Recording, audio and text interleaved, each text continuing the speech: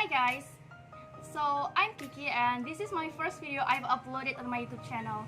I'm shaking because I'm extremely excited. So I hope I can do it well and I hope you will enjoy my video. Okay, before you watch the whole video, don't forget to subscribe to my channel. Cheers! Okay, let's get started.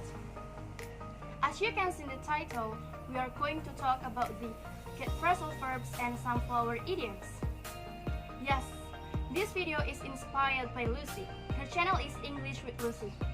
I love her and I always try to speak like her, even though as everyone knows, British accents are much more difficult than American accents. So I always try to speak like her, but I'm not sure whether I'm doing it well or not. Okay, so even though this video is inspired by her, still I'm not a copycat, so that's why I've modified some parts and made my own examples. Okay, back to the matters. I know that phrasal verbs are quite difficult to learn for some people, but you have to learn them because phrasal verbs are quite crucial both in English speaking and writing. Okay, I hope you can get something from this video and let's go to the get phrasal verb number 1. Go! Okay, now let's go to the first phrasal verb. Listen to my story carefully. I can get panic easily when I'm in crowds, so I always try to get away from it, and I think I need to get away to a rural for some days to make me more relaxed. So take a look at the first get phrasal verbs. Get away, to get away. I actually use it twice, but they have different meanings depending on the context. In the first context, to get away means to leave or escape from a person or a place, especially when it's hard to do this. For example, I got away from the party because I met my ex and he made me feel uncomfy.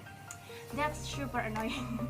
Okay, let's go to the second context. In the second context, to get away means to go somewhere for half a holiday, especially when you need to rest.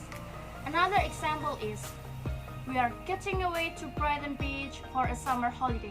Okay, now let's go to the next get phrasal verbs. Now listen to my story carefully. After I've resigned, I got onto my own bakery. On an opening day, someone called me.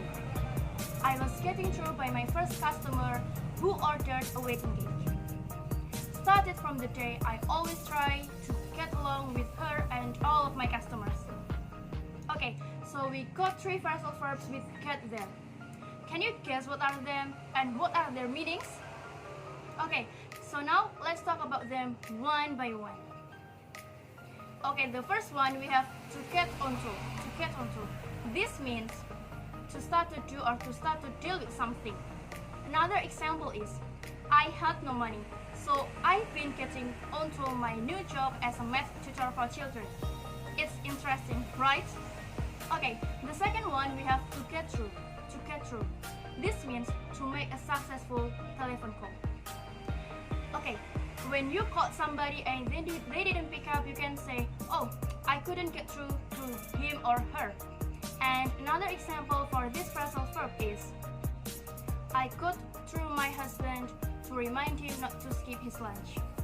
Okay, the last phrasal verb we have here is to get along or to get on. This means to have a good relationship with someone. Another example is, we should get on or we should get along with our friends in our childhoods. Okay, that's all for the get phrasal verbs. Now let's move on to the flower idioms. Okay, so I know that we don't have spring in Indonesia, but there are so many beautiful flowers grow up well here.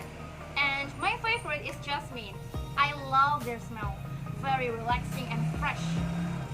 Okay, so now let's talk about the floral expressions or flower idioms that British or even American use.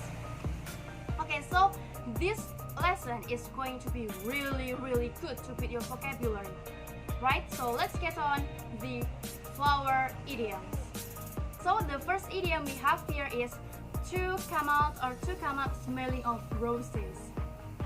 Okay, if somebody comes up to smelling of roses, this means they emerge a situation with one's reputation undamaged. So people believe that you are good and honest after a situation that could make you look bad and dishonest. For example, this scandal could have ruined her reputation, but she came out smelling of roses.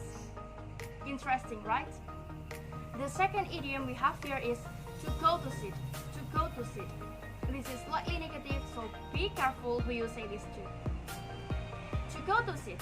If somebody goes to seat, it means their appearance or quality has declined. A flower is really beautiful when it goes to seed and it doesn't look so good. For example, after having children, she started to go to seed.